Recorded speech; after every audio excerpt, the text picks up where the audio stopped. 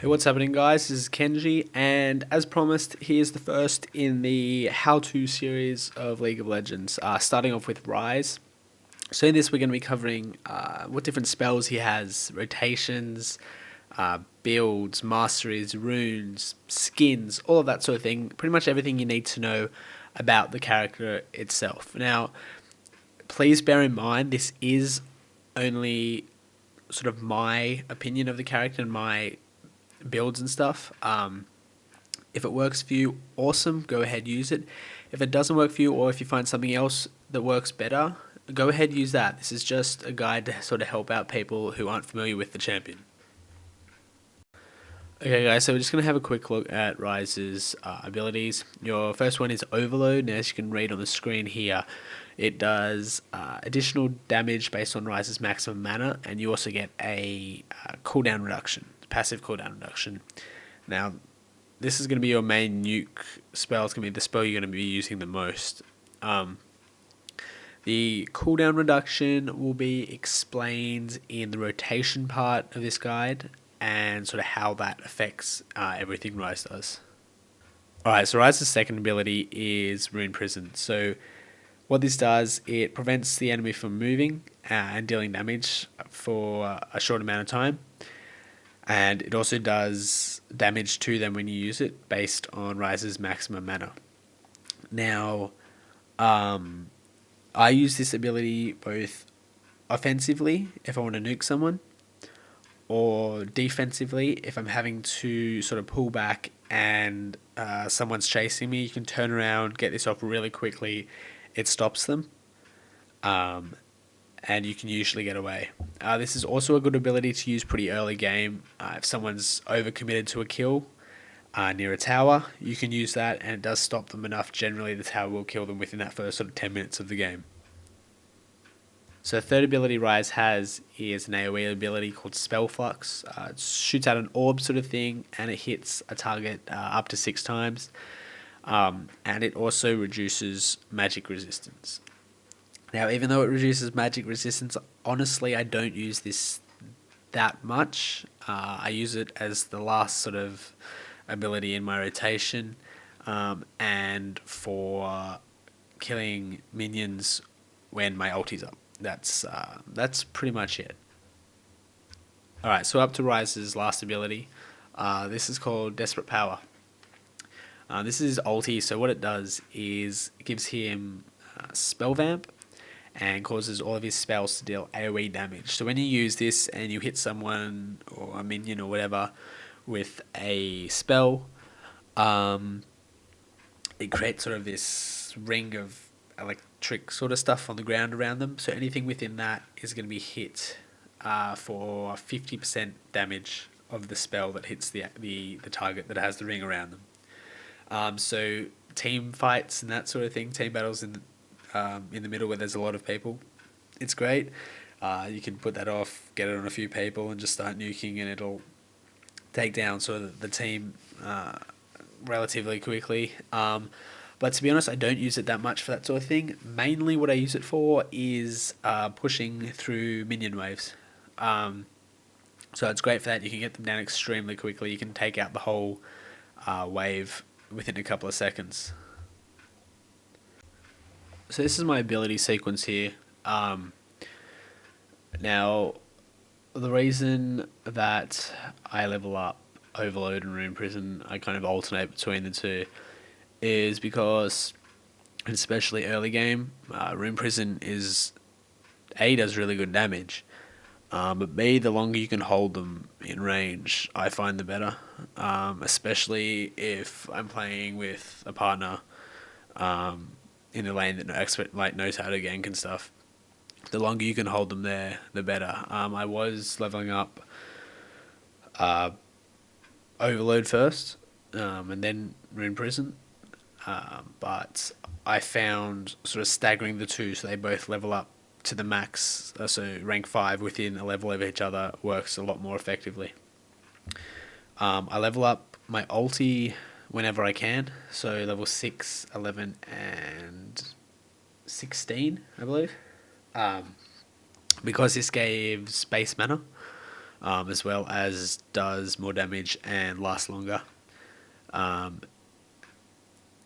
the main reason I level this up as much as I can is not for the damage, because as I said, I don't use my ulti that much for players. It's for the mana. So this is going to give a damage boost to all your abilities overall. And I level up Spellflux last. I take it at the first rank at level 3, so I can get my rotation up fairly early.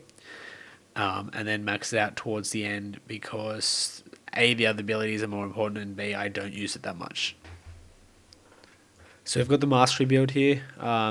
It's pretty straightforward, just a 9-0-21 build. I'm not going to go through and read every single sort of ability and what they do. But this ability pretty much reduces cooldown, lets you take a little bit less damage. It has the improved ghost spell, whatever, haste I think it's called. Just a lot of stuff that I find useful, more in the utility tree than anything else. If you like this build, this is pretty standard across sort of most Ryzes and a lot of champions in general. So go ahead and use it. If you have a different build, I'm sure that's going to be fine. They generally all work together some way or another. So we've got the glyphs here. First one is Insight. This is Magic Penetration. The second is Replenishment. This is MP5. The third is Warding. This is Magic Resist. The fourth is Clarity. This is Cooldown Reduction. And the fifth is Insight. This is Magic Penetration. So I kind of try and get some decent sort of nuke ones along with some sort of defensive ones, I guess, in there as well. So we're up to Summoner spells now. I use Ghost and Flash Ghost, as you can read here. It's a movement increase. It helps me they both help me offensively and defensively. If I need to chase someone that's on low health, I can use that and Flash to catch up to them.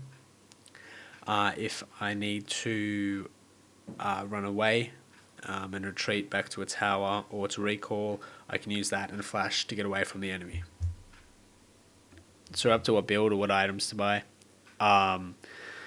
Pretty much what I do is start off with Boots of Speed to get a speed advantage over the enemy, and 3 health potions. I didn't put health potions here, but I buy 3 of them. Once I have enough gold again, 750, I then go back and buy and convert the Boots of Speed into Sorcerer's Shoes. So after I've bought Sorcerer's Shoes, I then buy a Catalyst Protector. I'm not going to read out what each one of them does. You guys can read for yourselves, but pretty much it just allows me to stay in the lane longer at the start and get a health and mana boost. It also goes towards building a Rod of Ages, which I'll get in a couple of items. So after Catalyst Protector, I buy a Glacial Shroud. Now, I buy this to go towards Frozen Heart eventually, but for now I buy it early for the 15% ability cooldown, and it does have a decent amount of mana on it as well. So as soon as I can, I buy a Tear of the Goddess. Now, you guys can read what it does once again, but for the price this thing costs, this thing's actually really, really good. So I try and get this. This is my, I think, 4th item I get. I would get this earlier, but I think the other stuff's slightly more important, and I always seem to do better in this order that I'm getting, rather than getting Tear of the Goddess a little bit earlier. This also goes towards building my Archangel Staff. So we're finally up to Rod of the Ages. Now, you've already got the Catalyst, the Protector, so all you're going to need is the Wand to get that build. Now, I get this and Archangel Staff over Frozen Heart and Banshee's Veil. I get all of them, but I get Rod of the Ages and the Staff first for survivability pretty much. They're both really good survivability and nuke weapons. So after Rod of the Ages, you move on to Archangel Staff. This is where the Tear of the Goddess is going to come in handy before, and you'll just need to buy the one wand. Once you get this, and once you're up to this sort of this part of the build, you're really going to be able to put out a lot of damage, and depending on who you're up against, you'll actually be surviving pretty well as well. They're both really good survivability and damage weapons, this and Rod of the Ages. So Frozen Heart is my third last thing I buy. As I said, I would get this earlier, but I find getting this sort of towards the end, whilst I would like it earlier, the rod and the staff I find have been a better build for me personally so far, and I do better when I have them first and this towards the end. This is an awesome thing. Once you've got this, you're pretty much going to be almost unstoppable. Increases your cooldowns by 20%, but also reduces the attack speed of enemies nearby you by 20%. Plus you get 500 mana and 99 armor. So it's a really good item. It's one of my favorite ones for Ryze. So you got Banshee's Veil as the last sort of core item you're going to be buying. Going to need to buy a Catalyst Protector again, unfortunately, but stuff happens. This is I guess I use this for survivability. It's got magic resist, and it completely negates one spell every 45 seconds. So you do get that little bit more survivability every now and then. So for my last item, it doesn't really have a set sort of item that I get. It really depends on what I'm up against, whether I'm up to a group of heavily on tanks or heavily on sort of casters or what. So I'll either get the Crystal Scepter, the Death Cap, or Warmorg's Armor. If I'm having trouble surviving, it'll be Warmorg's Armor. If sort of I'm having people get away from me a lot, it'll be the Scepter. If I'm absolutely tearing it up, I'll get the Death Cap just to pump out more damage with my Rune Prison and all that. It really depends on what I'm up against, but those are the three that I particularly like to get. I've mucked around with getting like the Hourglass and stuff like that, but these are the three I've settled on so far. Alright guys, so we're finally up to the rotation really quickly here. You want to open up with Overload, go to Rune Prison, Overload again, Spell Flux, then Overload. You're then going to have a second or two of auto casting, Overload again, Rune Prison, Overload, then you go Spell Flux, and then Overload again. Now, you'll notice there that how the cooldown of Overload every time I used either Rune Prison or Spell Flux was reduced dramatically. That's the passive cooldown I was talking about before. And that's sort of why I do the rotation that I do. Because if the person that I'm fighting against has no idea what they're doing, I'll just mash buttons.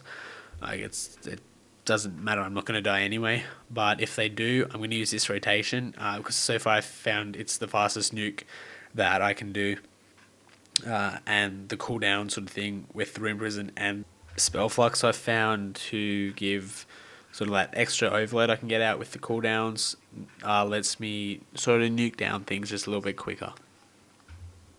So last thing I'm going to leave you guys with is the skins that Ryze has. I'm not really going to talk over these, so just watch and enjoy.